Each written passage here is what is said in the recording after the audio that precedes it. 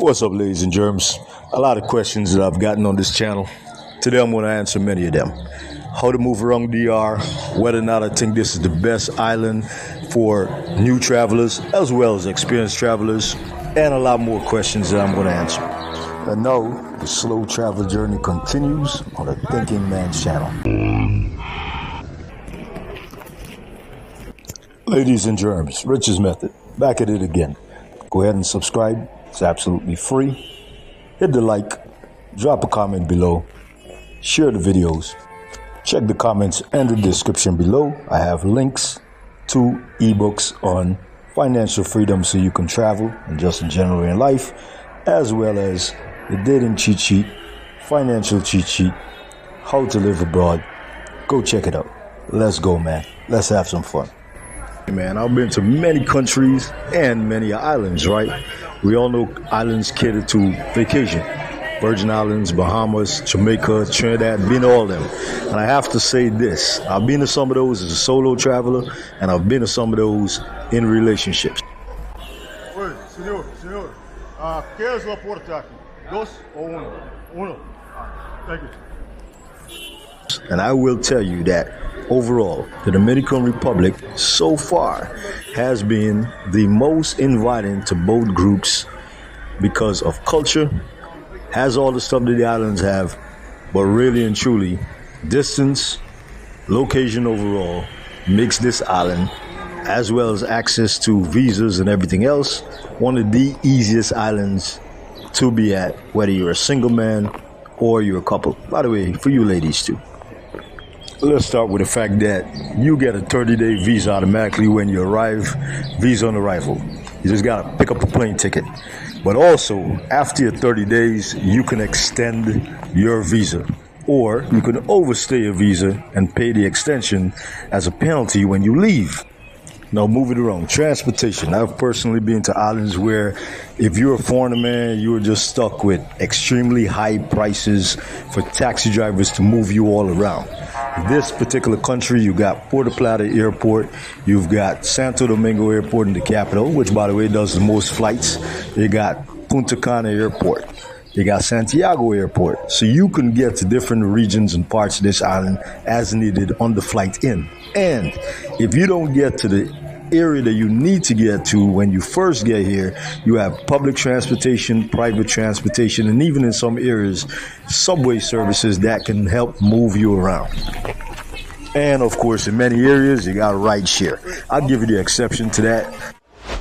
But first, let me answer a question, right? Somebody asked me, yo, I came into the airport, Santo Domingo. They're trying to charge me to go to Sosua, $200. Caribbean Tours. You take the Uber from Santo Domingo Airport to Caribbean Tours. That's about $20 to $25, depending on the time of the day for your Uber ride. Then 550 Dominican pesos for the express bus. That's about $10. Best part, you're riding up there with all the talent that goes out to Sosua. So yeah, man, take that local transportation, save yourself some money, enjoy the culture, see some sights, get to see the real DR.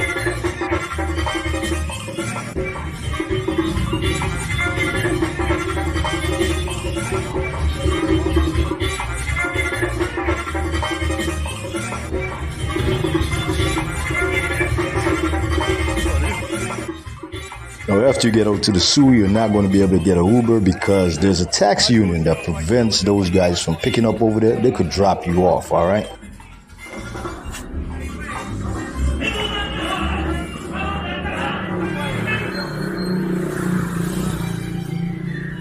The real DR.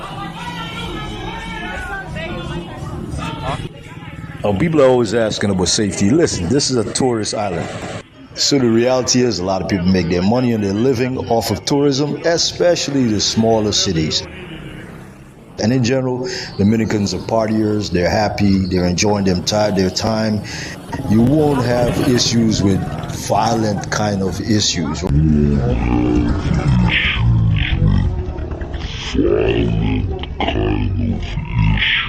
Right?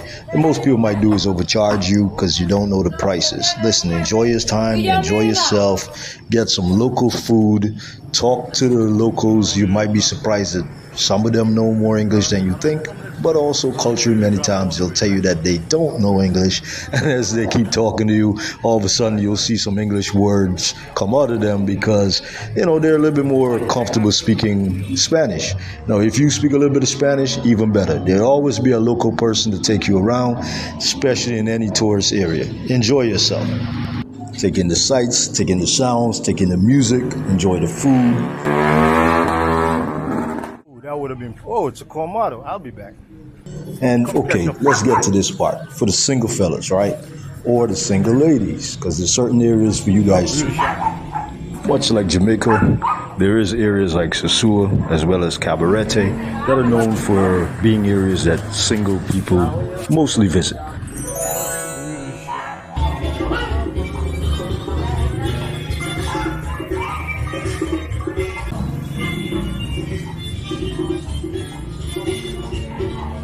Are there couples there? Absolutely, but it more caters to the single individual and as well some of you older gentlemen, older ladies. Cabarete might be a place for you older ladies. Sosua might be a place for you gentlemen, older as well as younger. Now, there is every single type of tourism on this island. It's a UNESCO heritage site in Santo Domingo. You've got nature. What I mean by that is you've got places that has monkeys if you want to see that. You've got the best trails over here. You've got the number 6 beaches in the world over here, right? You've got kite surfing. I mean, every single thing you want to find, you can find it here. There's great boating, diving, fishing. Now, if you prefer to just relax, sit on the beach, or like me, catch a local drink, listen, this is also the place. If you want to do nothing, you want to spend just a few hours a day sitting out in the sun, then catching a local spot and catching a beer, or 2 or 3, and having some good conversation. Listen, this island has a friendly culture that's known for that. Listen, even local Dominicans will just go to a local spot. A lot of times the ladies will either show up there or they're already working there, and they will sit there and join you while you're having your beer and some good conversation. And traditionally, whether you want to end your night solo or not, if you want to end your night solo, you might, after 2 hours of drinking and talking with her, some people give her 500 peso. That's about, let's just round it off for $10, right? And they call it a night as a tip. Other people, depending on where you go, there might be some company for you if you are a solo traveler. It's whatever floats your boat, right?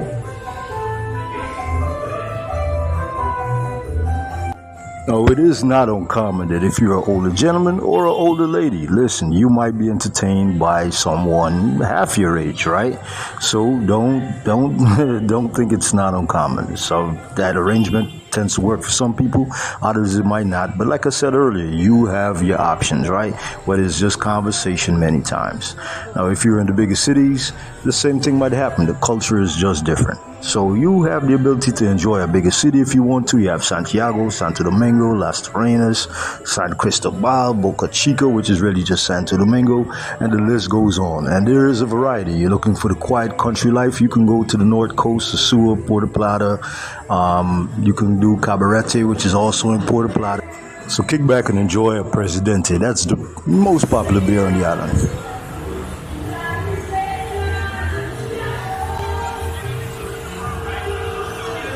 Now, I want to circle back and go around to something that usually I get a question about all the time. I covered a little bit about it, but now I'm going to go into a little bit more detail. And it's a question of language, English. Listen, and very clearly, you do not need to know Spanish to vacation or to be here for a while. Now, whether you look at it as a good thing or a bad thing, let me just explain just the facts. There are courses here. There are call centers here. People do go to school for a year here or university also, whether it's a course or a university class. People go to school here to be able to work in the tourist industry, whether that's the cruise lines that come in here, whether that's the local tourist spots. It is possible that if you spend your time in all just the mostly tourist areas, that you potentially wouldn't need much Spanish. Just hola, hello, how are you? Just the basic things. Why? Doing it like Cuba, huh? All right. Because most of these tourist restaurants, most of the hotels that cater to tourists in the most touristy areas already have staff that speak some, semblance of pretty good English, right? It's not going to be perfect. It is a Spanish-speaking country. Just be nice to people. Don't be rude. Remember that it's not their original language, and they'll try with you as you will try with them. That would be my recommendation. If you're in Santo Domingo, you have Zona Colonial. If you're in Cabarete, oh yeah, you got a lot of English there on the North Coast. Same with Sosua. A lot of guys like to visit there. Yes, it is possible that you will meet a girl or two single guys out there that speak English. And yes, some people do learn it in the streets. I'll leave you guys to ponder that. I want to remind you guys, enjoy your life. Have a good time out there. I'll check you guys on the next one. Go ahead and watch just some nature and enjoy.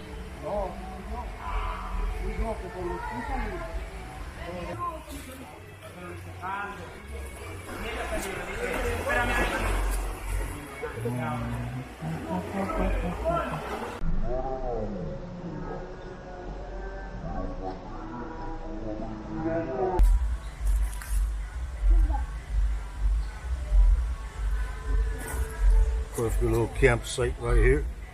Cook some food.